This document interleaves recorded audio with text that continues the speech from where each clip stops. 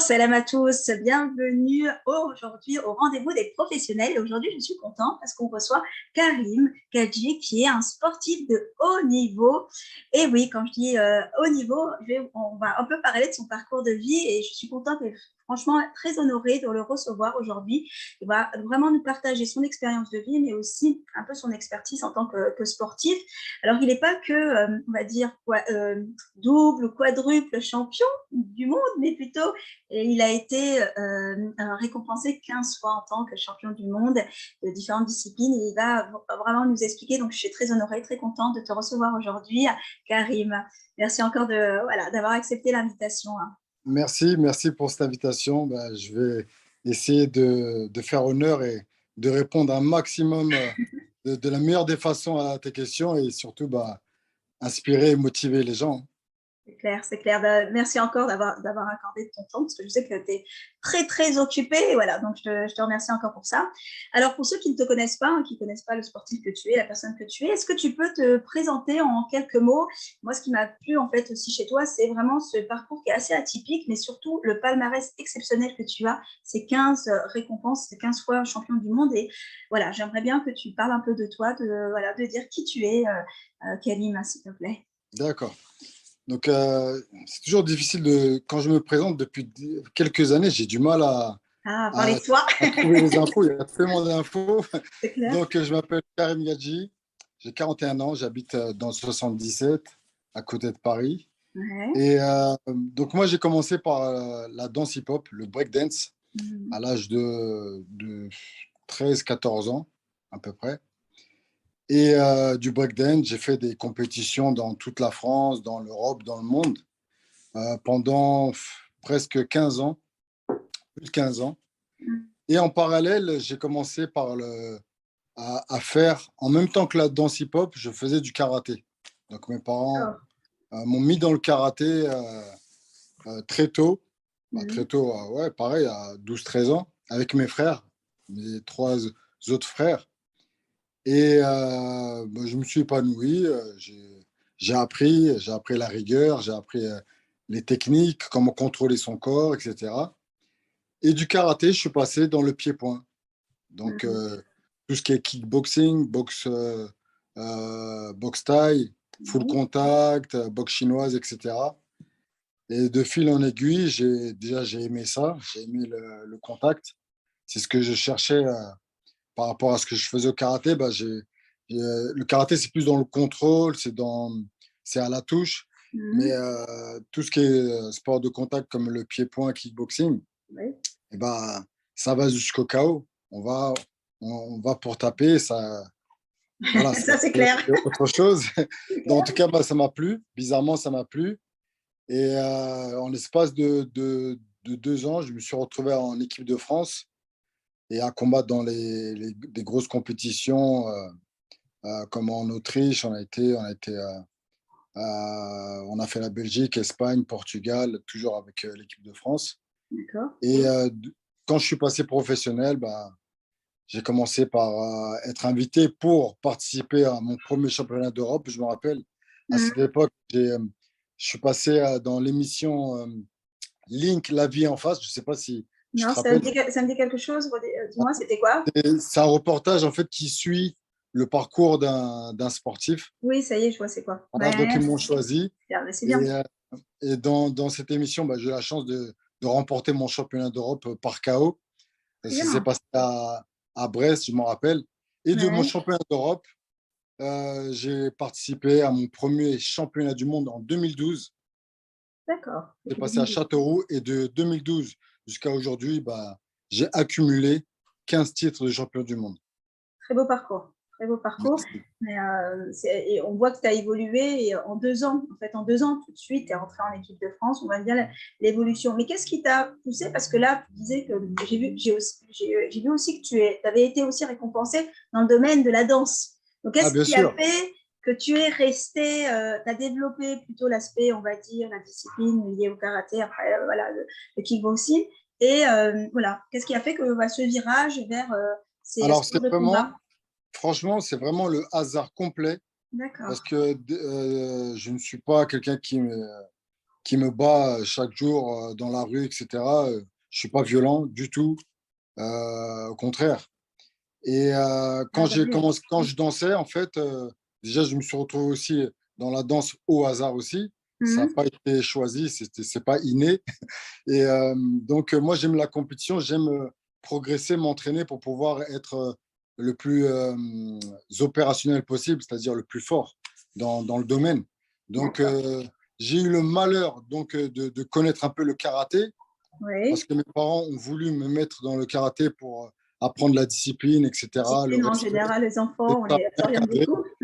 Bon, j'ai tellement été bien cadré que j'ai voulu en savoir plus. C'est pour ça que j'ai essayé le kickboxing une fois pour voir comment c'était. D'accord, Et donc tu as dès que j'ai testé. essayé, eh ben, Tu pas j'ai pu lâché. lâcher. J'ai arrêté le karaté et je suis parti dans le kickboxing, le pied-point. D'accord, donc ça t'a plu cette discipline et après tu as progressé.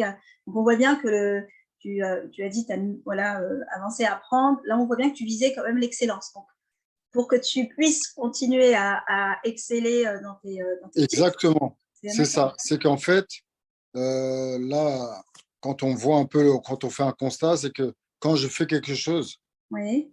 c'est pas pour le faire normalement. Mhm. Je dis malheureusement, Ouais, quand je fais quelque chose, c'est vraiment pour le faire à fond et être au top. C'est d'accord. ça, en fait, que j'ai découvert au fond de moi, c'est quand je fais quelque chose, bah, je le fais pour être le meilleur. D'accord. Donc tu vas au bout des choses et que tu as besoin en fait d'exceller et d'être à fond en fait, C'est c'est-à-dire ça, d'aller au niveau supérieur tout le temps. Donc c'est c'est bien. ça, Après, c'est aussi ce que tu as peut-être appris en karaté, c'est cette fameuse discipline, hein. Et c'est j'ai vu ça. aussi que tu avais créé aussi Fantastic Armada. Alors, qu'est-ce qui t'a poussé? Parce que là, tu vois, tu as parlé très jeune, tu as commencé à t'orienter vers ces métiers-là et tu as pu progresser et devenir professionnel. Qu'est-ce qui t'a poussé à créer cette structure? Alors, ce qui m'a poussé à créer, c'est que quand je m'entraînais avec mes amis, Mhm.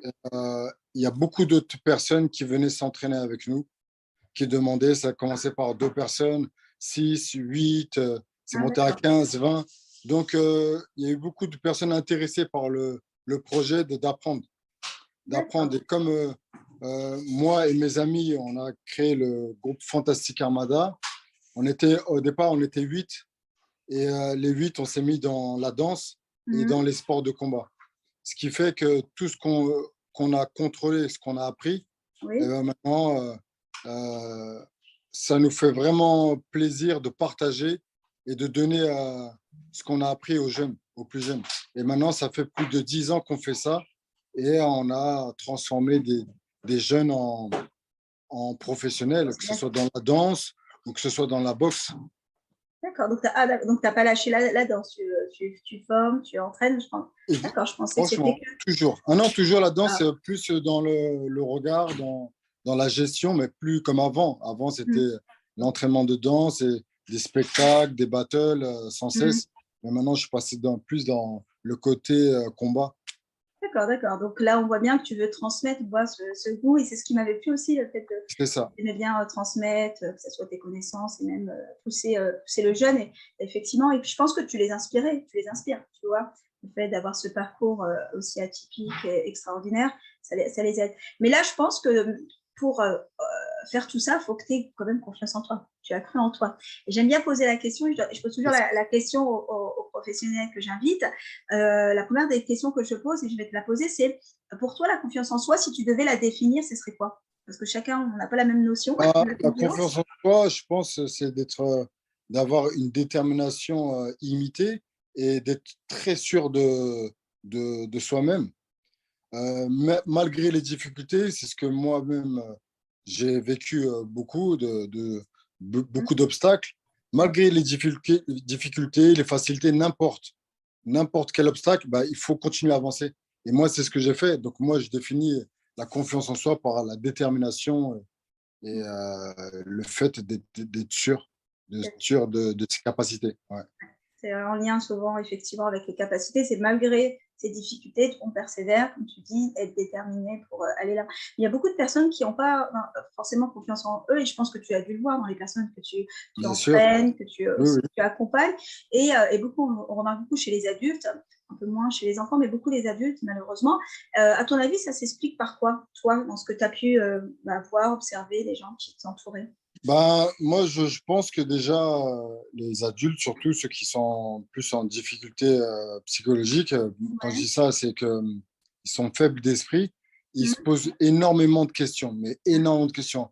Et tout à l'heure, là, tu viens de dire que les enfants, ils ont moins ça. Pourquoi? Parce qu'ils font les choses, ils sont naïfs, donc ils réfléchissent pas, ils avancent. Et souvent, c'est bénéfique. Mais je pense que on devrait plus penser comme un enfant, et quand on a un projet, quand on doit faire quelque chose et quand on a envie de le faire, il ne faut pas penser entre guillemets, les difficultés qu'on peut voir sur notre chemin. Il ne faut pas penser à ça. Parce que même s'il y a des obstacles ou il y a des difficultés ou autres, eh ben, si on doit le faire, il faut le faire. Ouais. Et c'est vrai, ce que tu dis, je te rejoins à 100%. On a tendance, effectivement, à trop se questionner, mais moins dans l'action, on est trop en train de réfléchir, contrairement effectivement, à un enfant qui est plus dans la spontanéité. Un enfant, il réfléchit, il fait, il teste, il tombe. Nous, les adultes, on a effectivement beaucoup dans le mental. Le mental, il prend beaucoup dessus, c'est ce que tu dis là. Et c'est ce qui nous freine, en fait. En général, c'est ce qui va freiner. Ça bloque et ça détourne beaucoup de personnes. Hein. Les adultes se disent, non, là, je vais rencontrer des difficultés, je ne fais pas ce projet-là, ça ne sert à rien, je passe à autre chose. C'est ce qui est dommage. Et moi, ce que je dis à mes élèves, à ceux que j'entraîne, faites. Et après, si ça ne marche pas, ce n'est pas grave. Au moins, vous avez fait, vous avez essayé. Dans le sens où, quand on ne lâche pas et quand on fait les choses avec détermination, je le dis souvent, hein, arrive un moment, ça va payer. Arrive un moment. Ça ne marche pas une fois, deux fois, la troisième fois, ça va marcher. Donc, quoi qu'il arrive, il faut faire les choses. C'est clair. Ouais, on s'arrête en fait au premier échec, effectivement. Les gens ont du mal à répéter, alors que tous les apprentissages se font par la répétition, tu vois. Lire, écrire, on a répété, faire du vélo. Et ça, ils ont du mal. Ils ont du mal. Exactement. Donc là, comme tu dis, c'est un très bon conseil, c'est voilà, d'essayer de se lancer. En plus, c'est ce qui aussi m'a poussé aussi à t'interviewer, Kalim, dans le sens où ton parcours est très inspirant, pourquoi? Parce que tu te pousses toujours à te dépasser, à dépasser tes limites, comme là, tu t'es pas arrêté la première victoire, la deuxième, tu as continué, et tu te contentes pas en fait tout à l'heure, tu parlais pousser vers l'excellence, mais c'est dès que tu as eu une victoire, tu as continué à pousser tes limites et surtout tes possibles. Est-ce que tu peux donner quelques conseils aux personnes là qui nous écoutent aujourd'hui, comment se dépasser, comment aussi pousser et se connecter à ces ressources? Après, je pense que c'est vrai qu'on peut s'arrêter sur une victoire, deux victoires, peu importe le domaine. Hein. On a réussi quelque chose, on est content. Ce qui nous permet de vivre surtout en ce moment, c'est ces motivations et le fait d'essayer toujours d'aller chercher meilleur.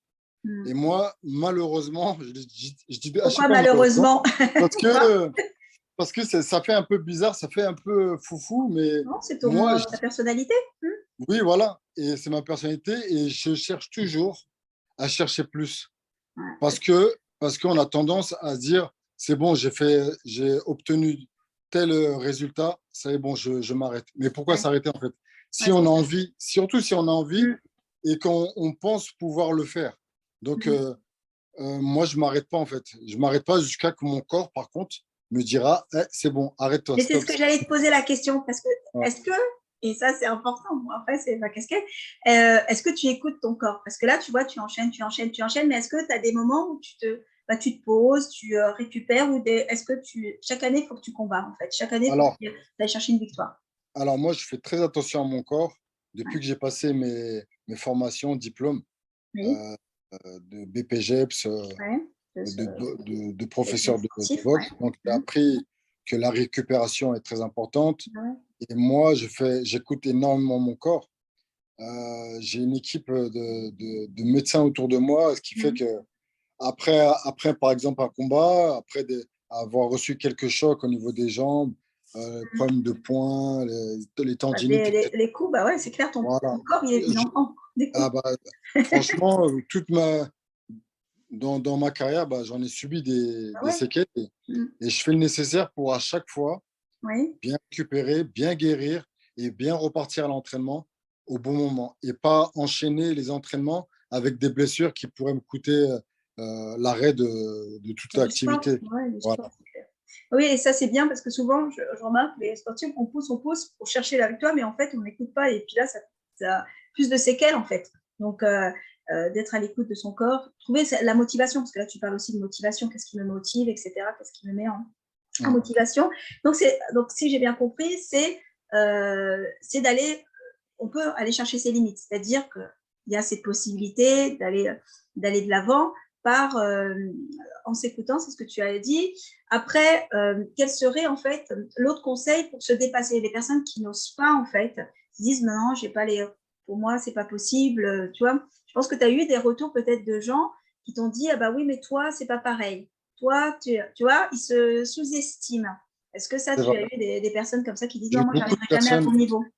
J'ai eu beaucoup de personnes comme ça et je passe mon temps à leur dire qu'on est tous pareils, sauf que tout est dans la tête et pas dans les muscles, ce qui fait que quand, quand on a quelque chose à faire Oui. d'important et qu'on pense que c'est difficile, et ben, au contraire, il faut le faire, il faut se donner les moyens. Et c'est en réalisant cette étape-là, je veux dire, si on arrive à obtenir un semblant de positif dans le projet qu'on veut faire, eh ben, on a accompli quelque chose et c'est une motivation. Ça veut dire que en fait, on a réussi quelque chose. Et moi, à chaque étape, je suis très content. Je suis très content et ça me booste.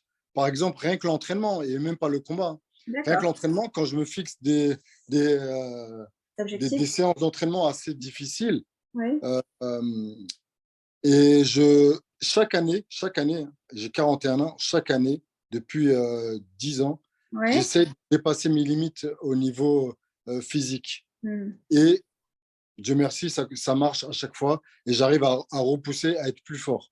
Ouais. Alors que normalement, la logique dirait que normalement, à partir d'un Oui. certain âge, Bah on oui, c'est redescend. au niveau physique, ouais. Voilà. Et moi, je suis connu pour essayer de déjouer tous les pronostics. Le système, ouais. Et Le système, voilà. Et surtout, je veux prouver que en fait, vraiment, tout est dans la tête. Et quand on fait les choses proprement et correctement, on peut surprendre les gens et on peut faire des choses extraordinaires. tout à fait, tout à fait. Et là, tu l'as dit, extraordinaire. Et tu le vois, tu vois bien les personnes qui sont paraplégiques, qui là, ou qui sont, qui vont qui manquent de membres, etc. Bah, ils font des choses extraordinaires. Tu vois, sans membres, met un pied, il a fait le tour de la Manche, etc. Donc, en fait, C'est comme tu vrai. dis, c'est notre mental. Donc, tu pousses toujours tes limites parce que tu sais qu'il y a ce potentiel à l'intérieur. Donc là, ça montre bien. Là, vous entendez ce que dit Karim, c'est que ça montre bien qu'on peut toujours dépasser nos limites. Et plus on performe, plus on prend conscience qu'on est capable, en fait, dans ce que tu dis. C'est ça. Là, c'est ce que tu as C'est ça. pu constater. Et, Et surtout, excuse-moi de te couper, oui, surtout, je t'en prie.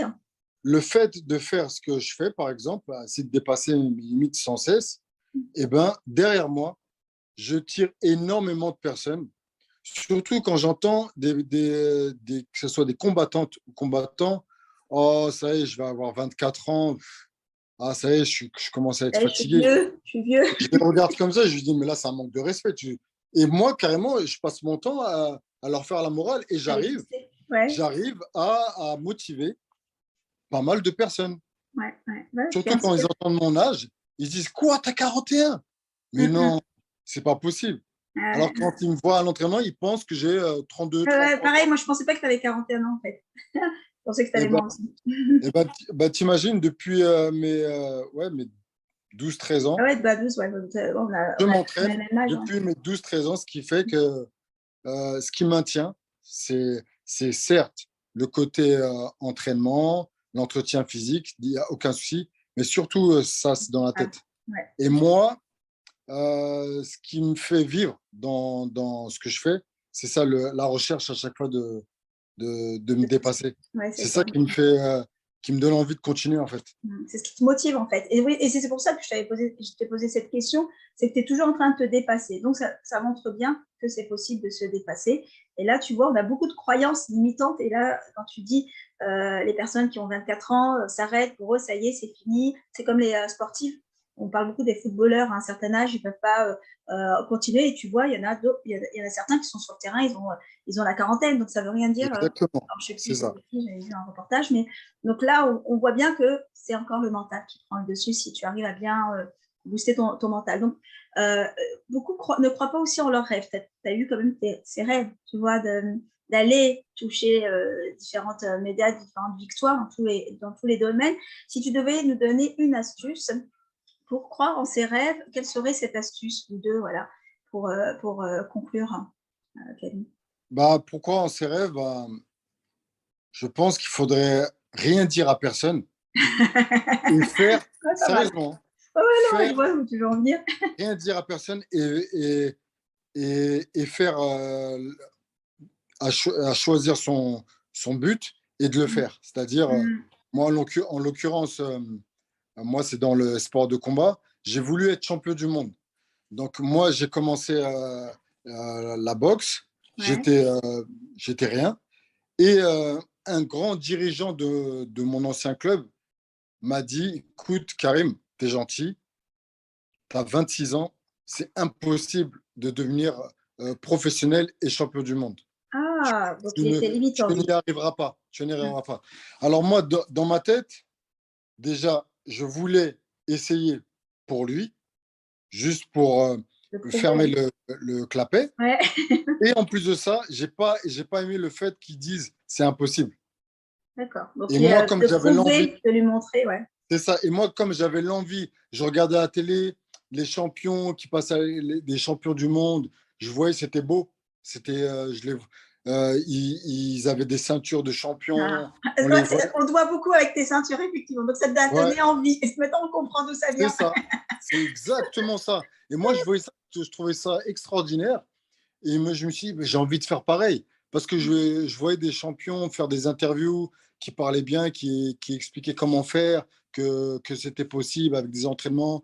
Il fallait vraiment Pour t'aider. s'entraîner correctement et ne rien lâcher. Et moi, j'ai dit, mais moi, je vais essayer. Je veux faire. Et du coup, cette personne-là, maintenant, elle est un peu choquée, même beaucoup. Parce que j'ai voyagé dans le monde, j'ai Elle ne combattu pensait dans le... pas que tu allais arriver à ce niveau-là. Franchement, même moi, j'y crois pas en fait. Même moi, je me suis dit comment j'ai fait, mais au moins, heureusement que j'ai essayé. Alors que Mm. j'aurais pu écouter la personne et dire, c'est vrai, tu as raison, c'est impossible. Hop, je change d'orientation et je vais faire, je À sais ton pas quoi. rêve. Ouais, ouais. Voilà. Donc, tu t'es écouté. Et c'est là, c'est très beau ce que tu dis, effectivement, tu t'es écouté. Tu n'as pas pris en compte l'entraîneur, ce qu'il a dit. Mais en fait, c'est souvent ça la problématique. Et c'est pour ça que aussi, je voulais vraiment que tu parles de ton parcours. C'est que souvent, on va être limité par les autres. Les autres ont des limites, leurs propres limites. Ils disent non, c'est pas possible. En fait, c'est que simplement leur projection et simplement leur peur, en fait, à eux. Eux pensent qu'ils ne peuvent pas. Et nous, on Et va c'est ça. absorber ça. C'est Alors vrai. que là, toi, tu ne l'as pas fait, tu as mis cette barrière et c'est important que vous le fassiez. Donc, le conseil, c'est déjà de ne pas écouter les autres, C'est vrai. s'écouter. C'est un vrai conseil. Vraiment, franchement, c'est vraiment. On a une voix dans notre tête qui dit il faut le faire. Alors, c'est malheureux, mais toutes les personnes autour de nous qui vont être négatives, il ne faut pas les écouter, en fait. Ça va être dur, hein, c'est quand même dur, hein, parce que s'il y a des personnes qu'on estime très proches qui vont dire non, on ne fait pas, tu ne pourras pas y arriver, c'est dur, hein. C'est pour ça qu'il faut mentalement, il faut vraiment être prêt et se dire que si on a un objectif, on pense qu'on peut y arriver, il faut foncer tête baissée. Ouais, donc, être focus sur son objectif et d'écouter son intuition dans ce que tu dis, C'est ça, effectivement. Ouais, ouais. Et puis là, tu es la preuve que c'est possible et pas qu'une seule fois. exactement. Voilà. Et franchement, c'est super comme conseil que tu donnes. Et il n'y a pas mieux, comme toi, tu as été inspiré sur ce que tu avais vu, les personnes, les sportifs qui passaient à la télé, tu as voulu Mm. aussi t'inspirer. Donc, on a besoin toujours d'avoir quelqu'un qui atteint certains rêves qu'on C'est ça. veut. Voilà. Qui nous donne envie d'avancer pour Mm, essayer de faire pareil, en fait. mm. C'est-à-dire que vraiment, tout est dans la tête et tout est possible. tout à fait. Vraiment. C'est le slogan de la chaîne et le slogan du congrès. Rendre l'impossible possible, et c'est pour ça. C'est ça, ouais. Rendre l'impossible possible, c'est ça. C'est clair. Merci encore à toi, Karine. Ou Ben, merci dis-moi beaucoup. où on peut te retrouver, quelles sont tes activités du moment là, Alors moi j'ai signé un contrat avec l'organisation ARES, donc l'organisation de MMA en France. Oui, bah oui, bah Très, oui. très belle, très grosse organisation, franchement. Mhm. Et moi, mon prochain combat, ça va être à la rentrée, hein. Donc septembre. Septembre, ouais. D'accord. Donc tu te Septembre ou prépares, octobre. mais est-ce que tu vas avoir une pause, des vacances? Bah, j'ai pas le choix parce que j'ai une petite douleur, Ah, un petit problème au niveau de l'épaule. ah zut. Et, Ouais. et donc, j'ai pas le choix de me reposer peut-être deux, C'est trois forcé semaines. ça, forcé, le repos forcé. C'est ça. Un Ça va repos être dur intelligent. pour les Ouais, personnes qui. Après, là, tu écoutes ton corps, comme tu disais tout à ouais. l'heure, et c'est important. J'espère que tu l'auras, ce combat au mois de septembre, hein, si Dieu veut, Inch'Allah. Inch'Allah. Et puis, merci encore pour tout ce que tu nous as partagé aujourd'hui. Merci encore pour tous ces conseils. Franchement, c'était super intéressant. Et je te souhaite que du positif, que voilà, que tu continues encore à porter des victoires et que tu puisses te dépasser et que tu, voilà, que Merci tu viennes beaucoup. tout ça. Merci encore, Karim. Merci, Je te souhaite merci. une agréable fin de journée. Au revoir à Merci. tous et on se retrouve sur la prochaine interview. À plus tard. Et n'hésitez pas à commenter aussi. Et je mettrai les liens, j'ai oublié, où retrouver Karim, bien sûr, que ce soit sur les réseaux sociaux. Tous les liens, je mettrai. Bonne journée à vous. Au revoir à toutes.